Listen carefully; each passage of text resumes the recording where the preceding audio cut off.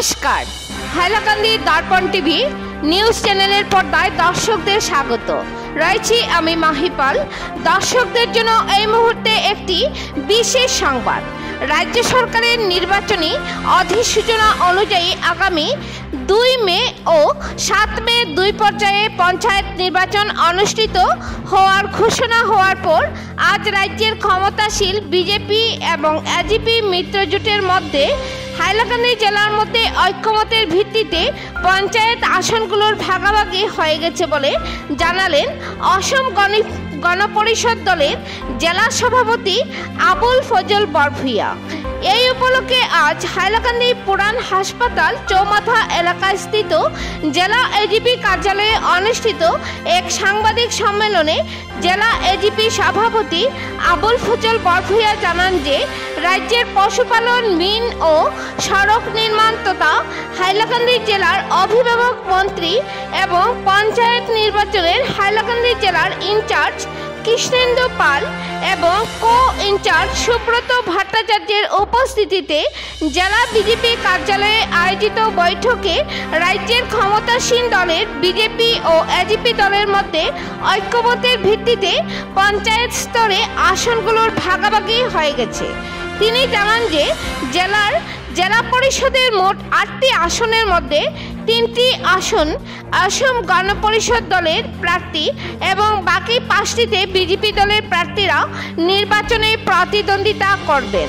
জেলার 5টি ব্লকের অধীন মোট 62 জিপির মধ্যে 32টিতে জেলার বিজেপির প্রার্থীরা এবং বাকি 30টিতে এজিপি দলের মনোনীত প্রার্থীরা নির্বাচনে প্রতিনিধিত্ব করবেন।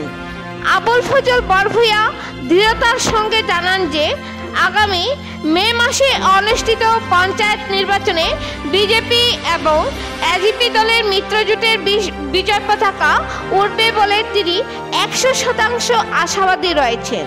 তিনি জানান যে এবারের পঞ্চায়েত নির্বাচনে জেলা পরিষদের বোর্ড এবং আঞ্চলিক পঞ্চায়েতের বোর্ড বিজেপি এবং এজিপি দলের মিত্রজোটের প্রার্থীরাই গঠন করতে চলেছে। হাইলাকান্দি থেকে সিপ্রিয়ান ব্যাসের রিপোর্ট। পরবর্তী খবর পেতে হাইলাকান্দি দর্পণ টিভি নিউজ চ্যানেলটিকে একটি লাইক ও ফলো করে পাশে থাকুন। ধন্যবাদ।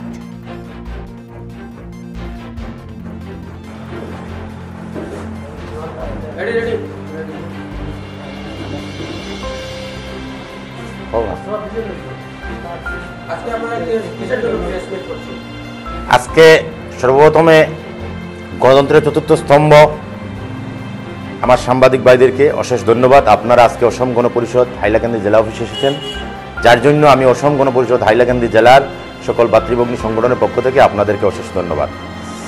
আজকে প্রেস মিটের মূল উদ্দেশ্য হলো বিগত 30 তারিখ অসম গণপরিষদ দলের সম্মানিত সভাপতি, আসাম সরকারের মাননীয় মন্ত্রী শ্রী অতুল বরা মহাশয় এবং ভারতীয় জনতা পার্টির রাজ্যিক সভাপতি শ্রী দিলীপ শইকীয়া মহাশয়ের মধ্যে আসামের মাননীয় মুখ্যমন্ত্রী ডক্টর হিমন্ত বিশ্ব শর্মা মহাশয়ের উপস্থিতিতে এনডিএর মিত্রতা সম্পর্কে রাজ্যভিত্তিক চূড়ান্ত হয়েছিল এবং সেই চূড়ান্তের পরিপ্রেক্ষিতে আমাদের অসম গণপরিষদ দলের প্রত্যেক জেলা সভাপতি এবং ভারতীয় জনতা পার্টির প্রত্যেক জেলা সভাপতিকে 4টি নির্দেশিকার পরিপ্রেক্ষিতে আদেশ করা হয়েছে। তৎসঙ্গে উভয় দলের সভাপতিগণ ভারতীয় জনতা পার্টির সম্মানিত সভাপতি শ্রী দিলীপ শইকীয়া মহাশয় হাইলাকান্দি জেলায় ভারতীয় জনতা পার্টির ইনচার্জ স্বরূপ হাইলাকান্দি জেলার গার্জিয়ান মিনিস্টার কৃষ্ণেন্দু পাল মহাশয়কে প্রদান করেছিলেন। তৎসঙ্গে কো ইনচার্জ স্বরূপ দিয়েছিলেন করিমগঞ্জের সুব্রত ভট্টাচার্য মহাশয়কে এবং অসম গণপরিষদ দলের করিমগঞ্জ লোকসভা সমষ্টির দায়িত্ব দেওয়া হয়েছিল শ্রী সুনীল ডাকা মহাশয়কে এবং হাইলাকান্দি জেলার দায়িত্ব আমাকে দেওয়া হয়েছিল, আমার সঙ্গে দেওয়া হয়েছিল অসম গণপরিষদ দলের কেন্দ্রীয় কমিটির সাংগঠনিক সম্পাদক স্বপন সিং মহাশয়কে। সেটার পরিপ্রেক্ষিতে উভয় দলের মধ্যে 2-1 বার বৈঠক হয়েছে আসন বুঝাবুঝির ব্যাপারে। সেই আসন বুঝাবুঝিটা আজকে অসম গণপরিষদ এবং হাইলাকান্দি জেলার সেই আসন বুঝাবুঝিটা আজকে চূড়ান্ত রূপরেখা ধারণ করেছে।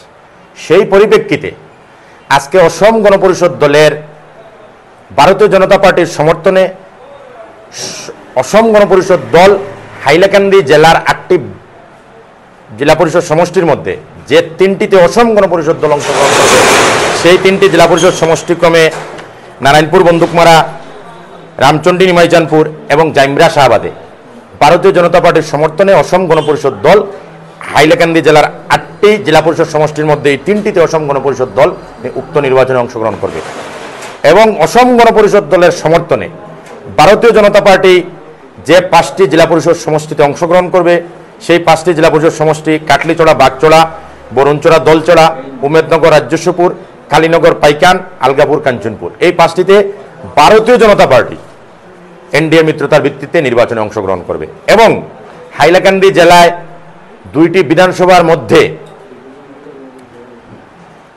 5টি আঞ্চলিক পঞ্চায়েতের অন্তর্গত 62টি জিপির মধ্যে 32টি জিপিতে আঞ্চলিক পঞ্চায়েত পদে অসম গণপরিষদ দলের সমর্থনে ভারতীয় জনতা পার্টি অংশগ্রহণ করবে 32টি জিপিতে।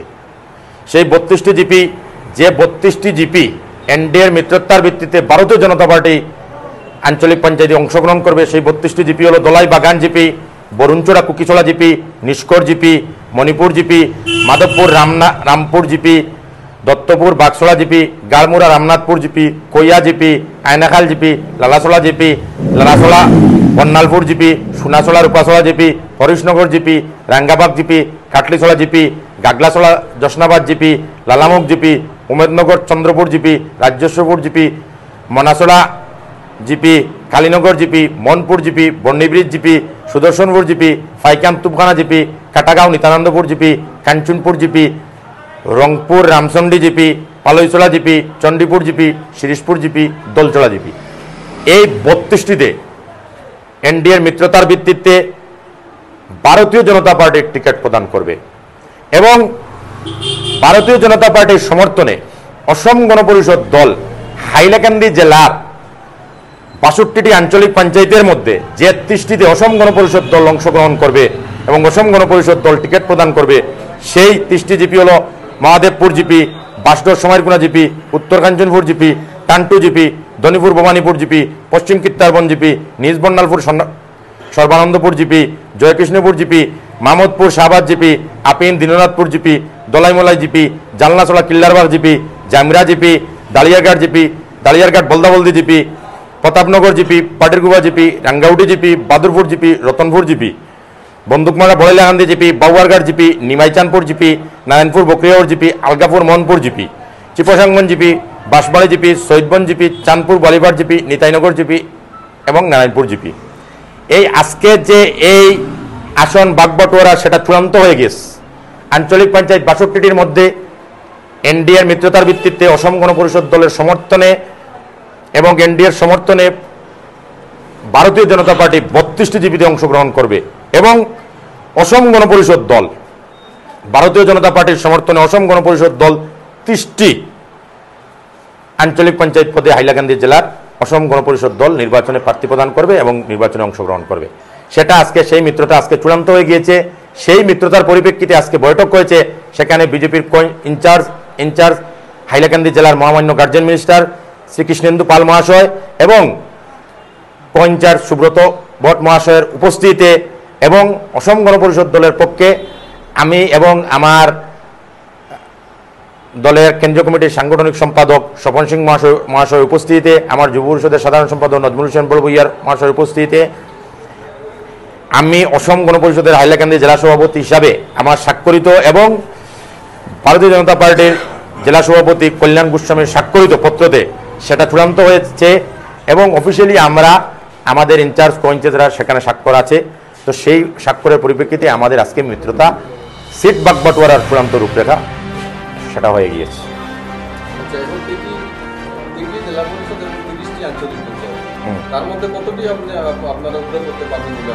দেখেন, অসম গণপরিষদ দল আমার বিশ্বাস প্রত্যেকটিতে